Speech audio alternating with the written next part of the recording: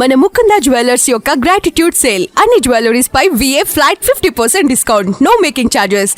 ఈ ఆఫర్ ముకుంద అన్ని బ్రాంచెస్ లో వర్తిస్తుంది. పశ్చిమ బెంగాల్ అసెంబ్లీ ఎన్నికల నగారా మోగింది. కేంద్ర ఎన్నికల సంఘం షెడ్యూల్ విడుదల చేయడంతో అన్ని రాజకీయ పార్టీలు అస్త్రశస్త్రాలను సిద్ధం చేసుకుంటున్నాయి. ఈ నేపథ్యంలో 4వ అధికార పీఠం దక్కించుకోవాలని అధికార తృణమూల్ కాంగ్రెస్ టీఎంసీ వ్యూహాలు రచిస్తోంది. 15 ఏళ్ల పాలనపై వ్యతిరేకత, వైఫల్యాలు, అవినీతి ఆరోపణల నేపథ్యంలో టీఎంసీ బలాలు, బలహీనతలు, అవకాశాలు, సవాళ్లపై ప్రత్యేక కథనం. 15 ఏళ్లుగా పశ్చిమ బెంగాల్ రాజకీయాల్ని అధికార తృణమూల్ కాంగ్రెస్ టీఎంసీ ఏకఛత్రాధిపత్యంగా శాసిస్తోంది. ఈ ఎన్నికల్లో టీఎంసీకి ముఖ్యమంత్రి, ఆ పార్టీ అధినేత్రి మమతా బెనర్జీయే అతిపెద్ద బలం. దీదీ పోరాట శైలి, క్షేత్రస్థాయిలో ఆమెకున్న ప్రజాదరణను ఆ పార్టీ మరోసారి నమ్ముకుంటోంది.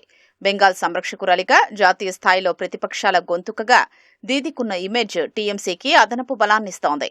అంతేకాదు, బూత్ స్థాయి నుంచి రాష్ట్ర స్థాయి వరకు టీఎంసీకి పటిష్టమైన సంస్థాగత నిర్మాణం, కార్యకర్తల బలగాన్ని తెలియజేస్తుంది. వాటికి తోడు దశాబ్దంన్నర కాలంగా బెంగాల్లో అమలు చేస్తున్న సంక్షేమ పథకాల్ని ఆ పార్టీ శ్రీరామరక్షగా భావిస్తోంది. ప్రధానంగా లక్ష్మీర్ భండార్, కన్యాశ్రీ, స్వాస్థ్య సతీ వంటి పథకాలు మహిళలు, గ్రామీణ, పేద ఓటర్లకు టీఎంసీని మరింత చేరువ చేశాయి.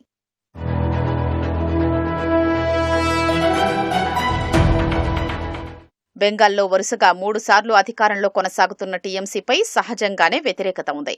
స్థానిక పాలనపై అసంతృప్తి, పార్టీ నేతలపై అవినీతి ఆరోపణలు, కింది స్థాయి నేతల వ్యవహార శైలి పట్ల ప్రజల్లో వ్యతిరేకత వంటి అంశాలు టీఎంసీకి ప్రతికూల అంశాలుగా ఉన్నాయి. వాటినే ప్రధానాస్త్రంగా చేసుకుని ప్రతిపక్షాలు విమర్శలు చేస్తున్నాయి. వాటికి తోడు పార్టీలో అంతర్గత కలహాలు, వర్గపోరు దీదీకి అదనపు తలనొప్పిగా మారే అవకాశం ఉంది. సొంత పార్టీ నేతల మధ్య ఆధిపత్య పోరు ఎన్నికల వేళ పార్టీ ఐక్యతను దెబ్బతీసే ప్రమాదముంది. అప్పుడు అది ప్రత్యర్థులకు అనుకూలాంశంగా మారే అవకాశం ఉంది. మరోవైపు ఎన్నికల సంఘం చేపట్టిన ఓటర్ల జాబితా సవరణ ఎస్ఐఆర్లో మైనారిటీలు, అట్టడుగు వర్గాలకు చెందిన ఓటర్ల పేర్లు గల్లంతైతే టీఎంసీ ఓటు బ్యాంకుకు భారీగా గండిపడే ప్రమాదముంది. బెంగాల్లో అక్రమ వలసల్ని అరికట్టడంలోనూ దీదీ ప్రభుత్వం విఫలమైందనే ఆరోపణలున్నాయి. ఎస్ఐఆర్ను అనుకూలంగా మార్చుకునేందుకు టీఎంసీ వ్యూహాలు చేస్తోంది. ఓటర్ల హక్కుల్ని కాపాడే రక్షకురాల్ని అనే ఇమేజ్ కోసం దీదీ గట్టి ప్రయత్నాలే చేశారు. ఓటు హక్కును కాపాడుకుంటేనే సంక్షేమ పథకాలు అందుతాయనే విషయాన్ని మహిళా ఓటర్లలోకి బలంగా తీసుకెళ్తున్నారు. దీని ద్వారా పార్టీ ఓటు బ్యాంకును ఏకం చేసే ప్రయత్నం చేస్తున్నారు.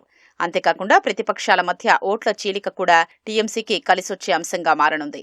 ప్రభుత్వ వ్యతిరేక ఓట్లు చీలితే పరోక్షంగా అధికార పార్టీకి లాభం చేకూరుస్తుంది.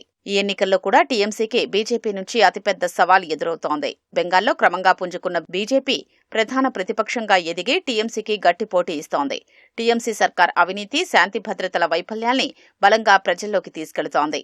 ఓటర్ల జాబితాలో పారదర్శకత కోసమే ఎస్ఐఆర్ చేపట్టినట్లు కమలనాథులు చెప్తున్నారు. టీఎంసీ కీలక నేతలపై కేంద్ర సంస్థలు జరుపుతున్న దాడులు, అవినీతి కేసుల విచారణలు ఆ పార్టీ ప్రతిష్టను తీవ్రంగా దెబ్బతీశాయి. ఇది రాజకీయ కక్ష సాధింపు చర్య అని టీఎంసీ ఆరోపిస్తున్నా ఓటర్లు ఏమనుకుంటున్నారో ఎన్నికల తర్వాతే తెరనుంది. మొత్తంగా పశ్చిమ బెంగాల్ ఎన్నికల సమరం రసవత్తరంగా మారబోతోంది.